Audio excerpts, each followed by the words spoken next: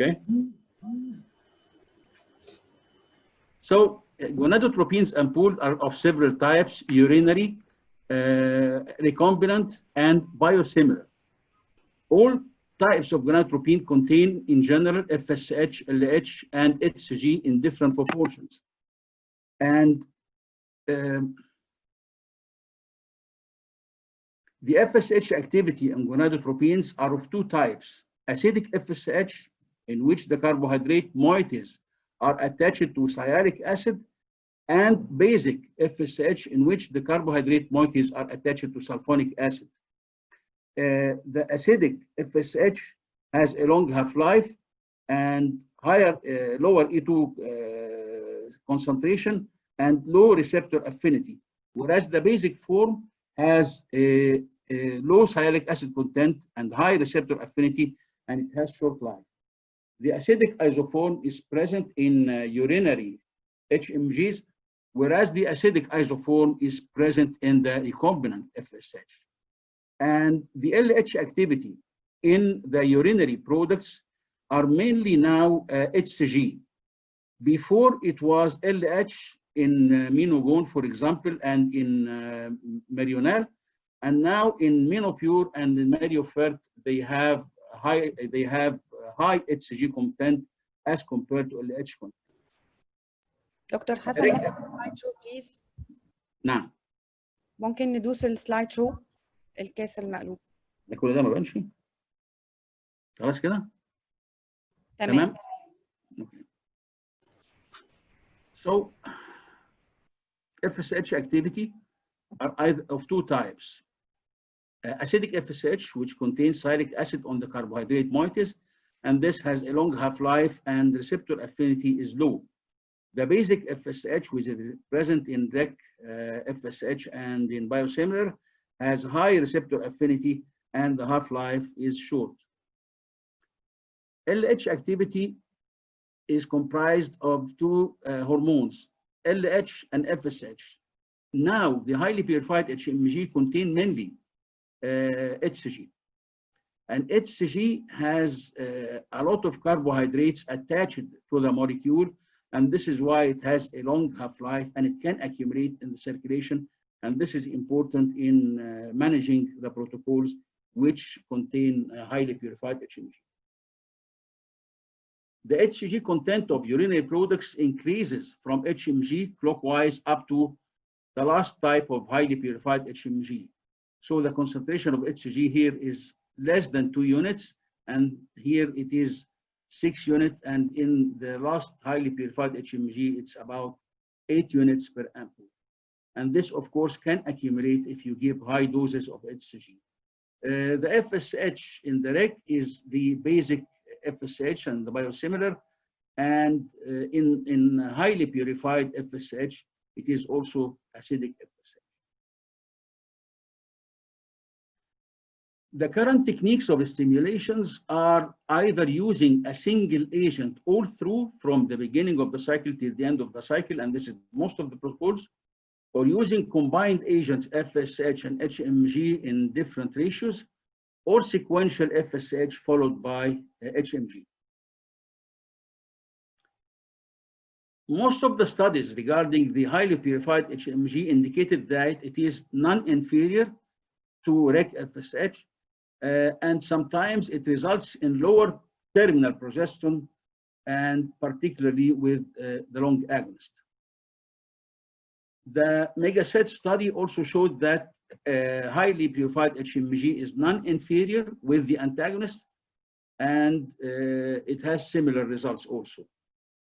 The megaset HR showed that it is non-inferior, but also has lower OHSS and lower possibly pregnancy loss. So highly purified HMG possibly has lower OHSS and lower pregnancy loss. Other studies also showed that highly purified HMG had similar pregnancy rate compared to REC FSH, that it resulted in lower progesterone in several studies, and that it resulted in lower OHSS, and it can be used in potential hyper-responders, both in agonist and antagonist. So should we add LH activity early in a stimulation protocol or not? In this article, Police showed in 2013 that FSH followed by highly purified HMG in an GnRH antagonist protocol resulted in very promising results. But in this study, they used polypholytropin alpha, which is long-acting, but it is FSH followed by HMG. Zia et al. Also in 2019 showed that adding HMG early or LH activity in the early follicular phase is not beneficial. So LH early doesn't seem to be beneficial. The question of whether to use agonists or antagonists in normal responder, and this will come in Professor Tamer's presentation. We all know the meta-analysis of Lombard, which showed that in the general IVF population, possibly, and again say possibly, a GnRH agonist long protocol is not a bad idea.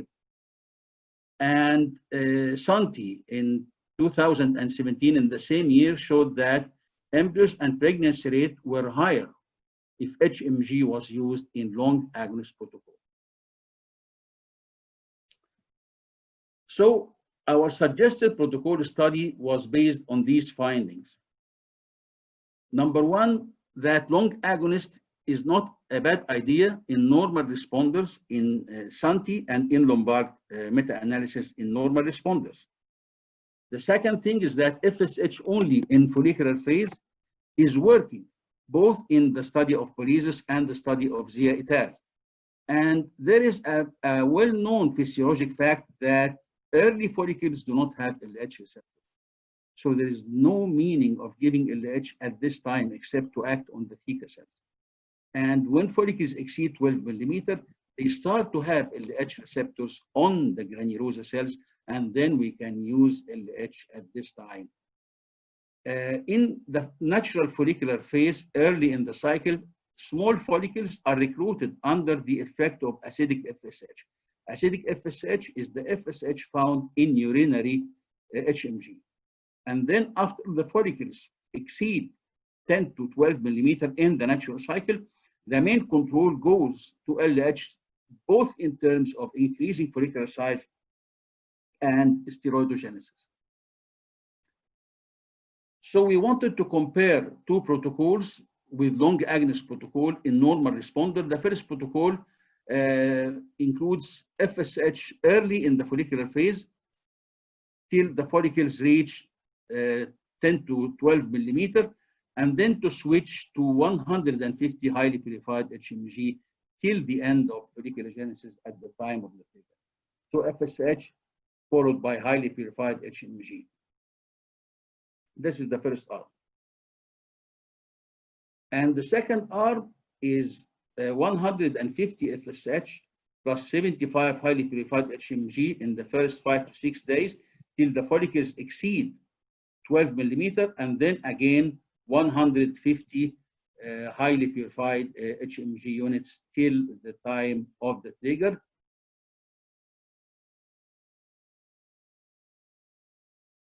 So we wanted to set a pilot, we did a pilot study to make sure that there is no harm of either protocols, and in the expected normal responders, as we said before, stimulated with agonist protocol, our question was, which is better, 225 units of highly purified FSH alone, or 75 highly purified HMG and 150 FSH, as compared, and then whether 150 highly purified HMG is adequate for maintaining folliculogenesis after 12 millimeters. So these are the 2 points we wanted to check in the pilot study to make sure that there is no harm from this before we set the RCT.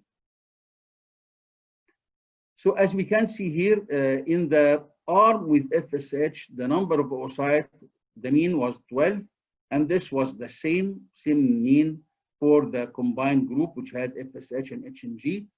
The M2 was more or less similar. Compact morula on day 4 was 5.8 and 6.4, and this allows for a transfer and a frozen cryotop, which gives a good cumulative pregnancy rate, and the expanded blastocyst after transfer on day 4 were 3 and 3 for both arms. The striking fact was that estradiol in those women with a long agonist protocol and young age and normal responder was really low in both arms. So it was 2,800 in FSH alone, and it was 3,000 in FSH and highly purified HMG arm. LH did not rise till the end of folliculogenesis. HCG did not accumulate in both protocols, and progesterone was low in both protocols. We had to transfer 17% of the cycles on day 3 in the group of FSH alone, and this did not happen in the other group. And we transferred on day 4 in 50% of the cycles and in 80% of the cycles of the 2 protocols. But we found that unexpected low response was found in 17% of cycles when we started FSH alone, and none of the cycles on the combined FSH and HMG. Unexpected hyper response was found in 10% in the FSH only group and in 10% of the FSH and HMG group, and none of these had more than moderate than mild hyperstimulation. So none of them were admitted, just hyper response defined as more than 20 oocytes collected at the time of retrieval. Terminal progesterone more than 1.5 was found in 10% in the combined group, and it was found in 5% in the FSH only group. Pregnancy rate in the FSH only group was 63%, and in the FSH in the combined group it was 61.5%, and these were similar results. So both protocols, despite the low number of compact morally and low number of expanded blastocysts, resulted in a good pregnancy rate, 60%. So the RCT was registered by Professor Ahmed Jibril, and the number I think was around 500 patients, and it is multicenteric. We have more than 13 centers from all over Egypt participating in the study, and we are waiting for the results. And thank you very much.